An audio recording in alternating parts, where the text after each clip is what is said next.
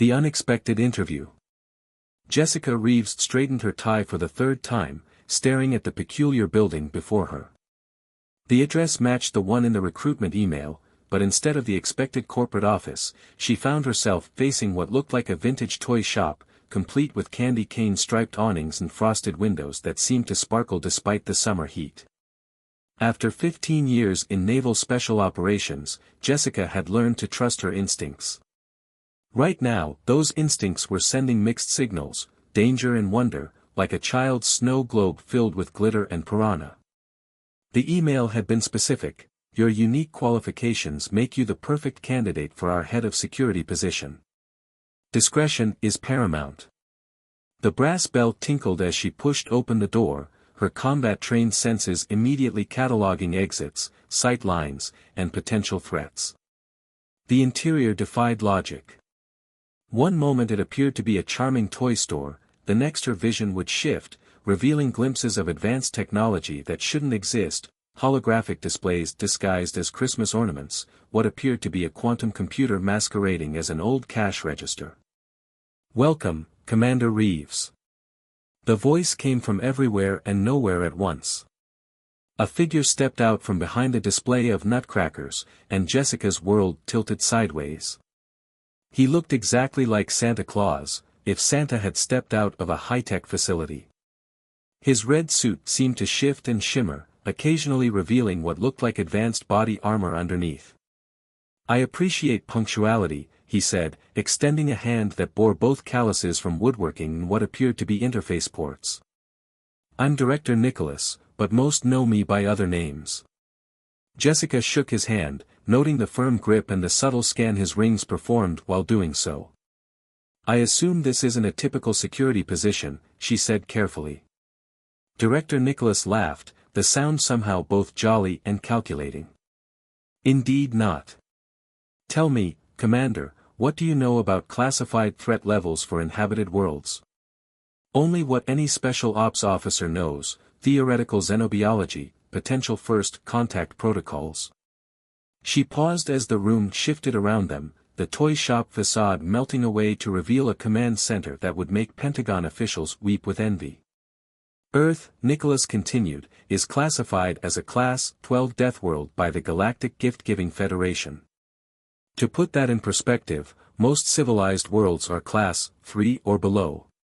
Our mission spans not just Earth, but thousands of worlds across multiple galaxies.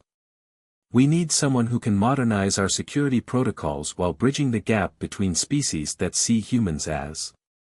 He smiled, "Well, terrifying." A holographic display sprang to life, showing hundreds of worlds, gift distribution routes, and threat assessments. In the corner, something that looked like an elf but was definitely not an elf was monitoring temporal anomalies. "You want me to be head of security for an intergalactic Santa operation," Jessica stated flatly. "And your current staff is afraid of humans because we're from a death world?" "Precisely." Nicholas beamed. "Though it's more accurate to say they're terrified of humans because you consider caffeine a beverage, deliberately expose yourselves to UV radiation for aesthetic purposes, and treat activities that could result in death as weekend hobbies." Jessica thought about her plans to go rock climbing that weekend and had to concede the point. "And why me specifically?" "Your mission in the Strait of Malacca," Nicholas said, pulling up a classified file that she was quite certain no one should have access to. "You prevented an international incident using nothing but a rubber duck, 3 paperclips, and what your report termed, creative application of physics."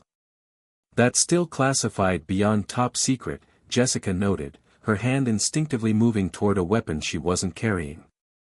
"Commander, I make a list and check it twice. Keeping track of potential candidates is well within my capabilities." He gestured, and the room shifted again, revealing a security station where beings of various species monitored threats across multiple dimensions. "We need someone who can think creatively, adapt quickly, and most importantly, help our non-human staff understand that humanity's so-called Deathworld characteristics can be advantages rather than reasons for terror." A tall, crystalline being approached, its movements creating chimes that somehow conveyed anxiety. "Most respected director, it harmonized, is this truly, a human? From Earth? The being's translucent form clouded slightly. The planet where they consume fermented grain products for enjoyment. You mean beer? Jessica asked, and the crystalline being vibrated in what she assumed was horror. They admit it freely, it chimed to Nicholas. This is exactly why we need you, Nicholas said to Jessica. Our operation has grown beyond simple Christmas deliveries. We're part of an intergalactic federation dedicated to spreading joy across the cosmos. But with that growth comes new threats, and our traditional security measures, based primarily on holiday magic, need updating. Jessica looked around the command center again, seeing it with new eyes.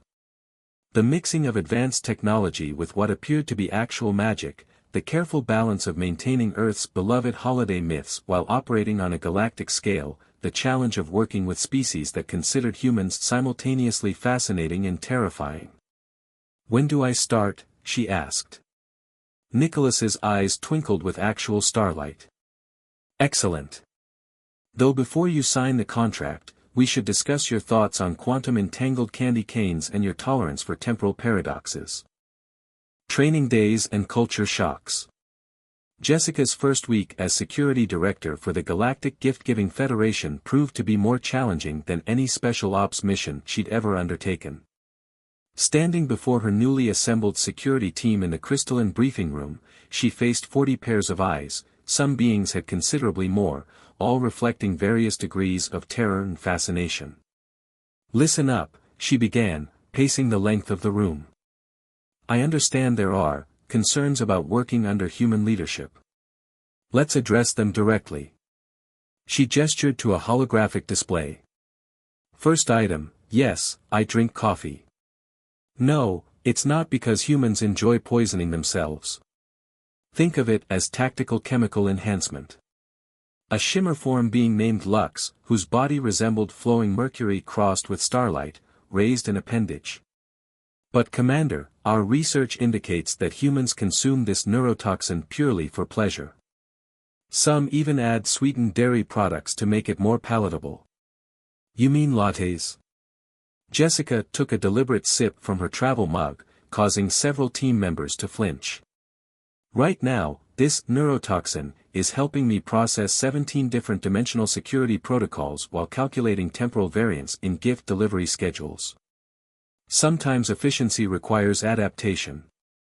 A plant-based being named Virens, whose flower-like head produced a pleasant chiming sound when they spoke, chimed nervously. What about the recreational death-seeking? Our databases show humans willingly suspend themselves from great heights using only woven fibrous materials. Rock climbing, Jessica corrected, pulling up a holographic display of Earth's various extreme sports. Which, by the way, has taught me valuable lessons about resource management, risk assessment, and trust in equipment, all crucial skills for our operation. The briefing room's crystalline walls shifted, displaying security footage from various gift-giving outposts across the galaxy. Look at these breach points, Jessica indicated. We've been relying too heavily on holiday magic as our primary defense. Magic is powerful, but predictable. Sometimes you need unconventional thinking. A quantum-shifted being named Parallax, who existed in multiple probability states simultaneously, manifested closer to Jessica's position. But Commander, your species' approach to problem-solving often involves what our records term controlled chaos. Is this not dangerous? Jessica smiled, remembering countless missions where adapting to chaos had meant the difference between success and failure. Sometimes controlled chaos is exactly what we need. Director Nicholas didn't hire me despite Earth being a death world, he hired me because of it. We're adaptable, resourceful, and yes, sometimes a little crazy by your standards. She brought up another display, showing the increasing sophistication of threats to the Federation's operations. Our adversaries are evolving. The Anti-Joy Coalition is using quantum decryption to breach our naughty nice databases. The Time Scourges are attempting temporal manipulation to prevent gift delivery. We need to combine your advanced technology and holiday magic with human tactical thinking.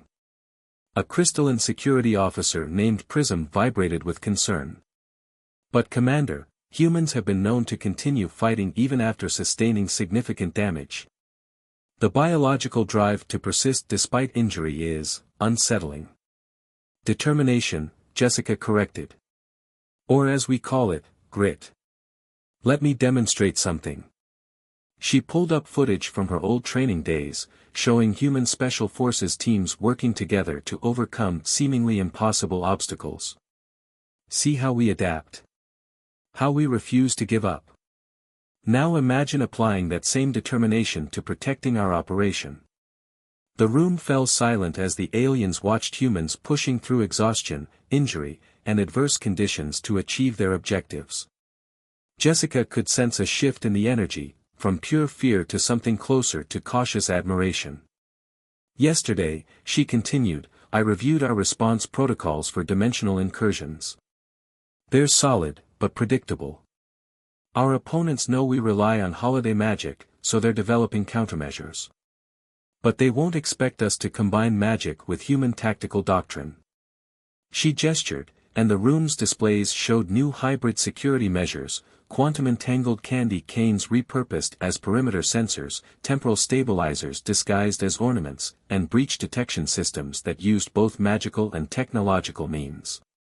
Each of you has unique abilities that I'm still learning about, Jessica acknowledged.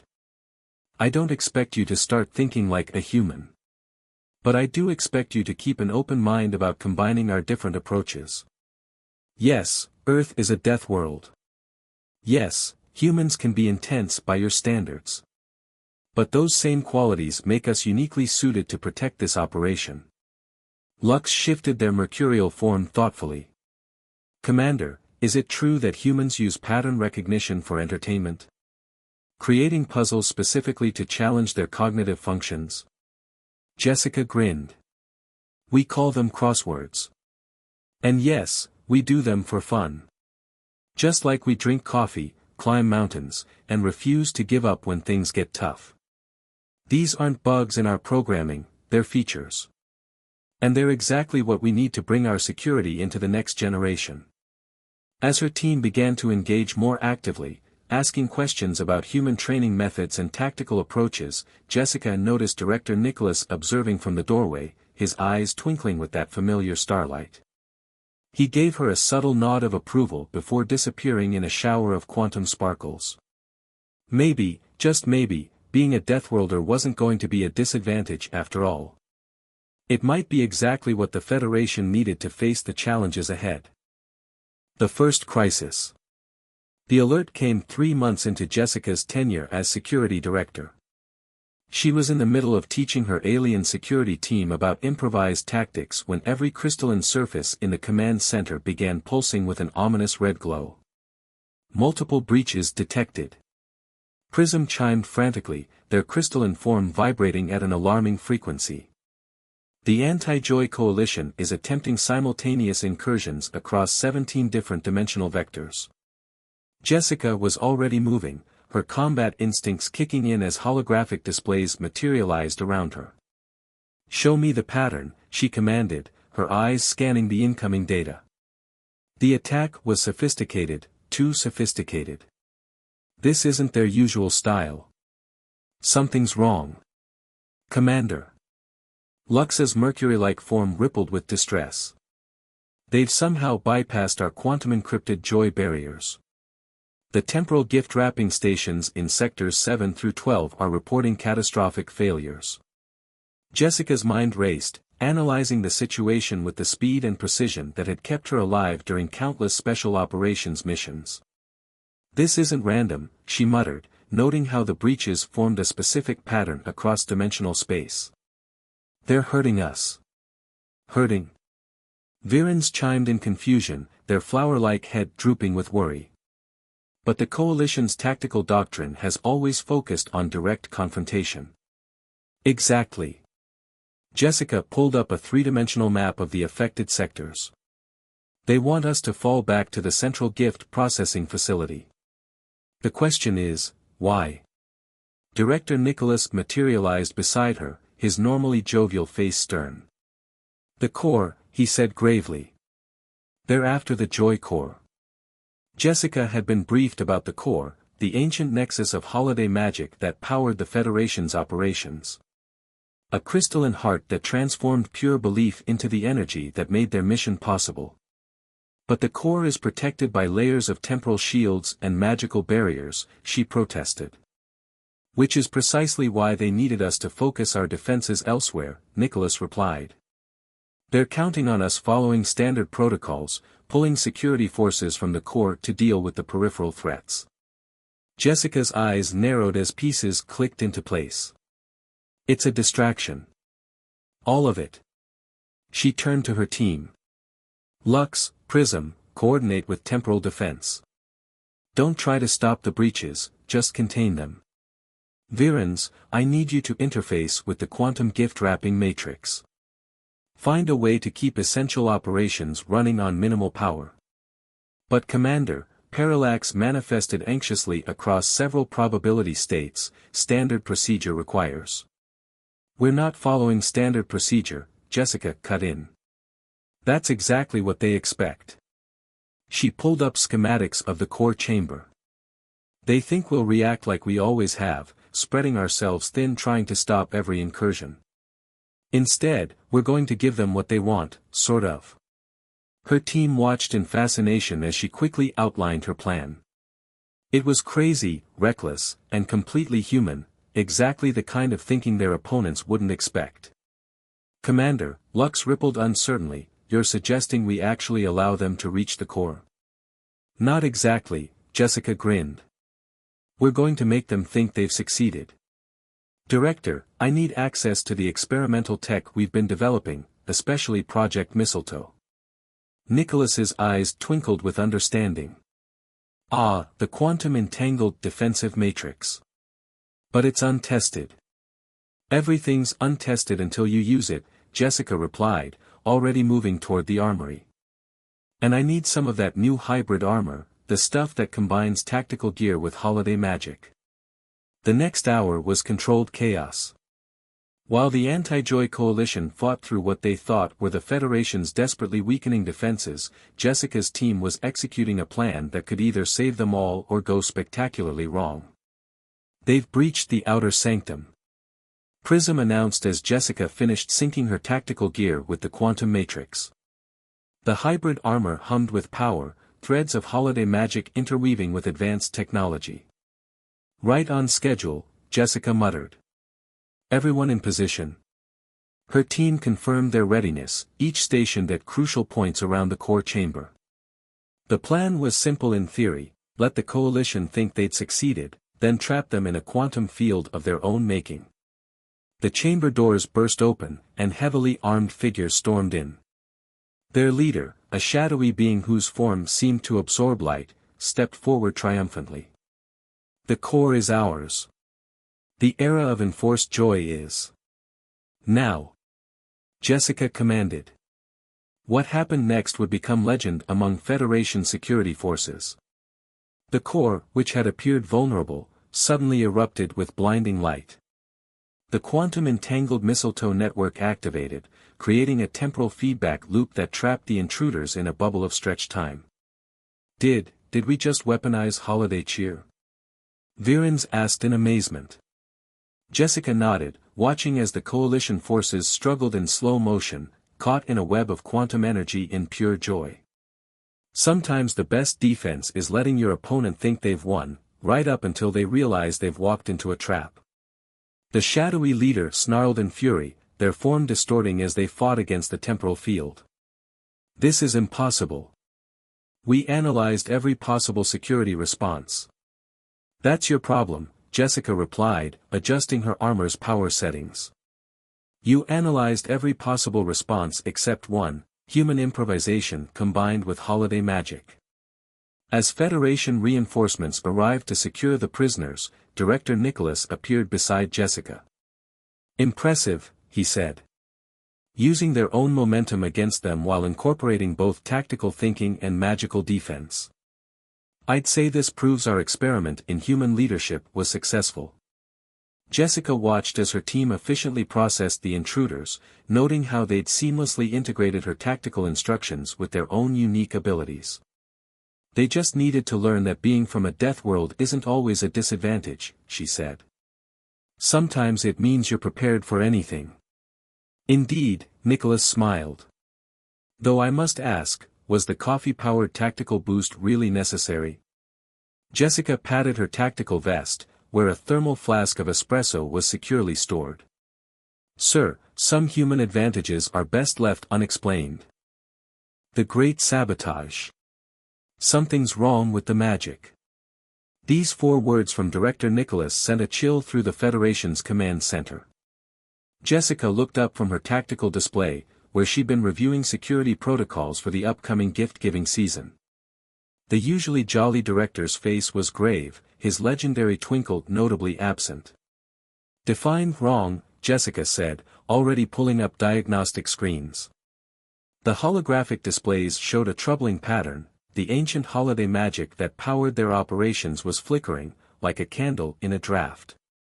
It's failing, Nicholas explained, waving his hand to expand the display.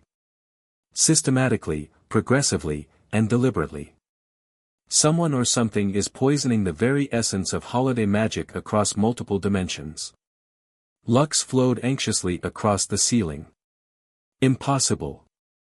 The magic is self-sustaining, powered by belief and joy across thousands of worlds.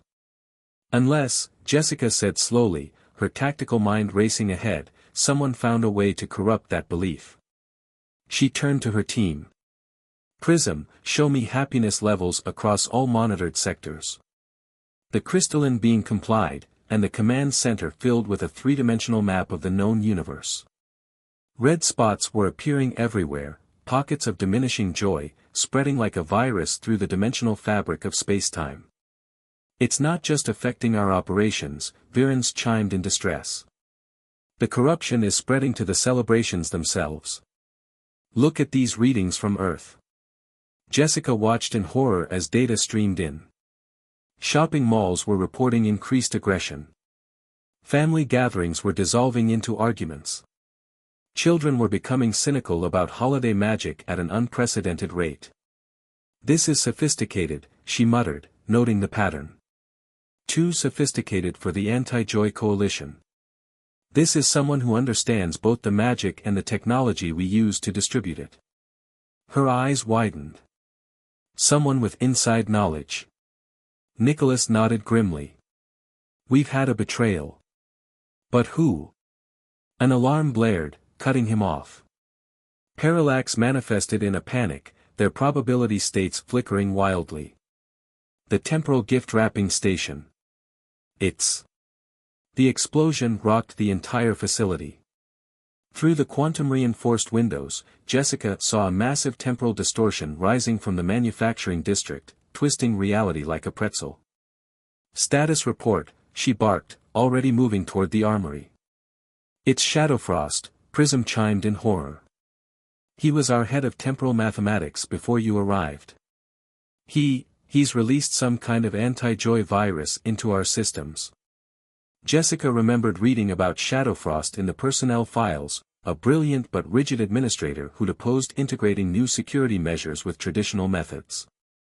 He's not just attacking our operations, she realized. He's trying to prove a point.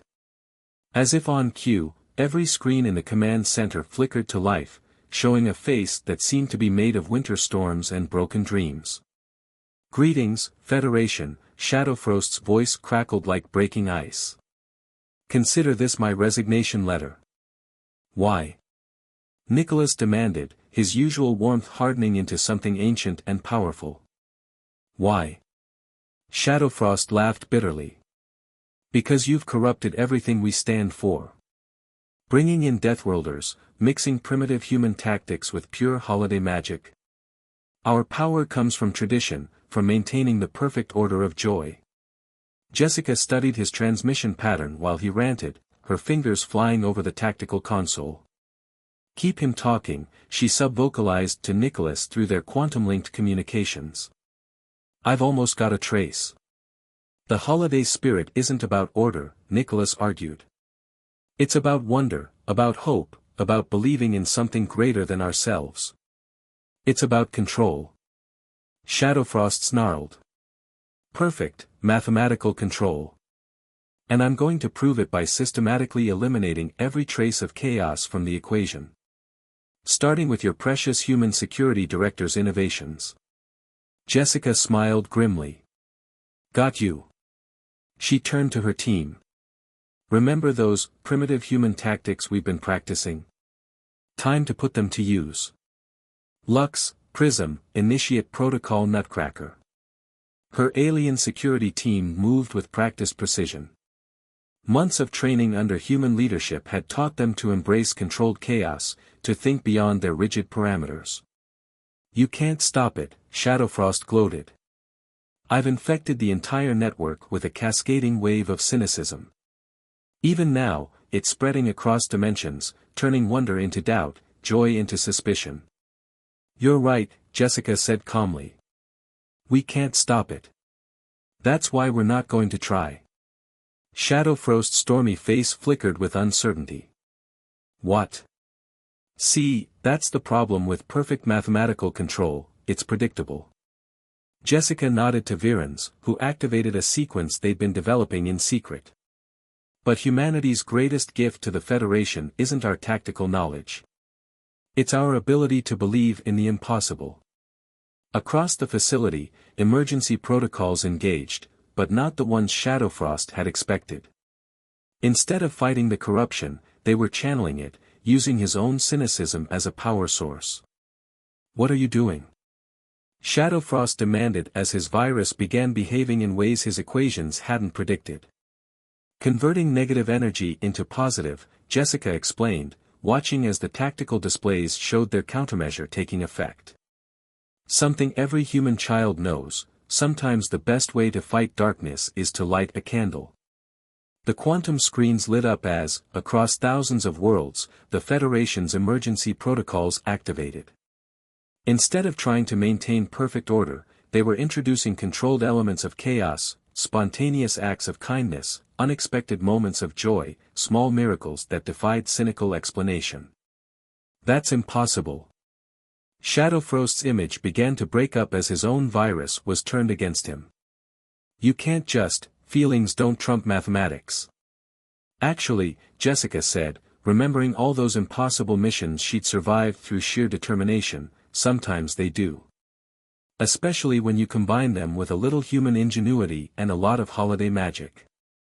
The command center erupted in cheers as Shadowfrost's transmission cut off, his careful equations unraveling in the face of pure, unrestrained belief.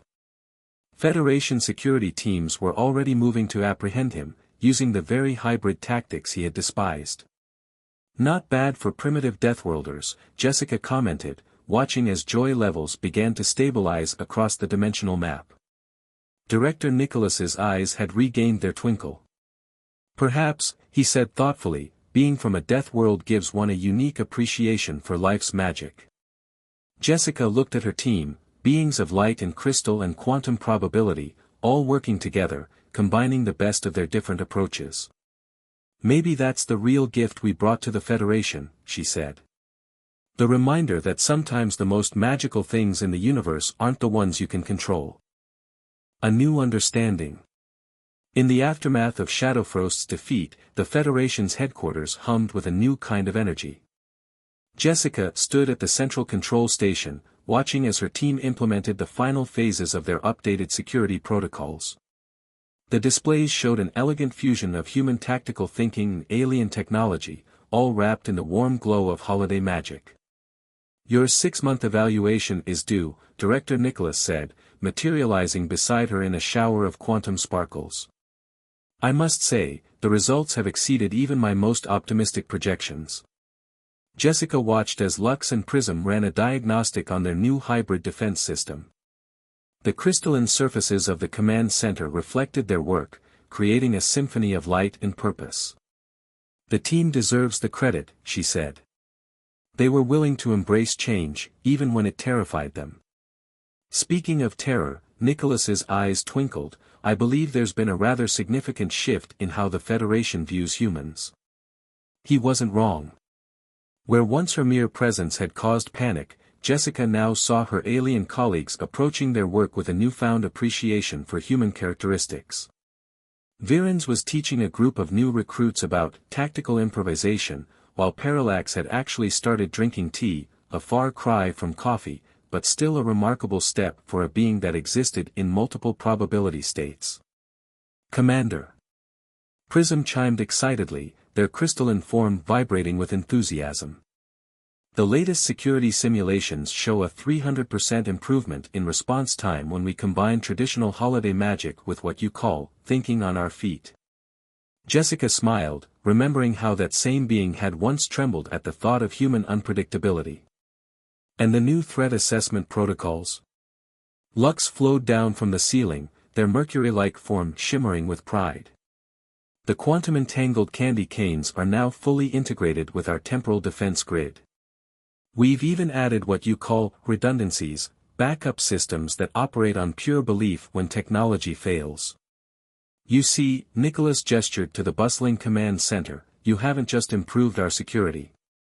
You've helped bridge a gap between worlds. The Galactic Council is actually considering revising Earth's Deathworld classification. Oh. Jessica raised an eyebrow. To what? They're creating a new category entirely, resilient innovation world. It seems your methods have impressed more than just our organization. A soft alarm chimed, and everyone turned to the main display. A map of the galaxy appeared, showing thousands of gift delivery routes sparkling like stars.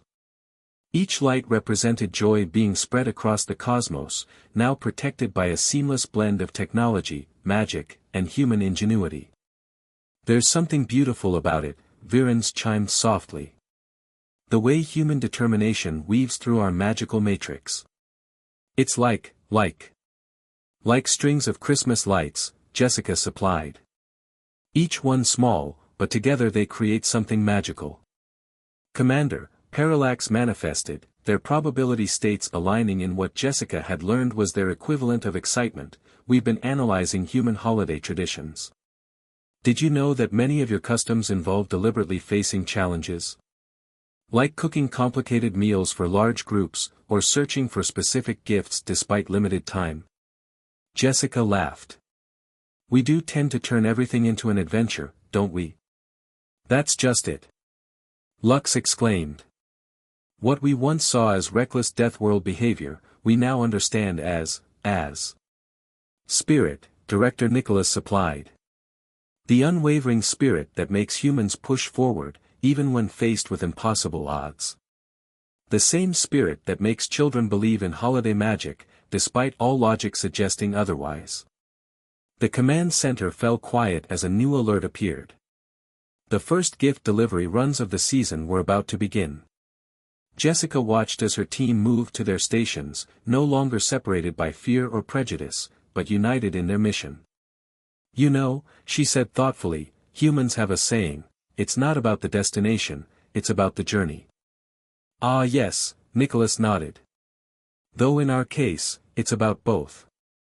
Every gift delivered is a destination, but it's the journey, the belief, the effort, the unexpected challenges, that makes it magical. Jessica touched her tactical vest, where she still kept her emergency coffee supply. Some habits died hard, but now her alien colleagues viewed it less as a sign of humanity's death wish and more as a symbol of their resourcefulness. Security breach in Sector 7. Prism announced suddenly, but there was no panic in their chiming voice. Instead, there was something that sounded almost like excitement. Standard response protocols? Lux asked, already flowing toward their station. Jessica grinned. Let's improvise. As her team sprang into action, smoothly combining Federation technology with human tactical responses, Jessica caught Nicholas watching her with approval. When I hired Earth's first security director, he said, some thought I was taking an unnecessary risk. They said a Deathworlder could never understand the delicate balance of holiday magic. He gestured to the command center, where humans and aliens worked side by side, their differences becoming their greatest strengths. I'd say we've proven that sometimes the best magic comes from believing in impossible things. Like Santa Claus being real and running an intergalactic gift-giving operation. Jessica teased. Exactly, Nicholas laughed, his eyes twinkling with actual starlight. Though I must say, having a human in charge of security has made things far more interesting. Interesting? Jessica raised an eyebrow. Is that a good thing? My dear, Nicholas said, as gift deliveries began lighting up across the galaxy, each one protected by their unique blend of magic and methodology, it's the best thing. After all, what's holiday magic without a little adventure? And as Jessica watched her team work, saw the perfect integration of human resilience with alien technology and ancient holiday magic, she knew he was right. Sometimes the greatest gifts come not from avoiding our differences, but from embracing them, turning what others see as weaknesses into strengths that light up the entire galaxy. The Federation had gained more than just improved security protocols. They'd gained a new understanding of what it meant to be from a Deathworld, not a curse, but a gift. A gift of determination, of creativity, of the ability to believe in magic even in the face of impossible odds.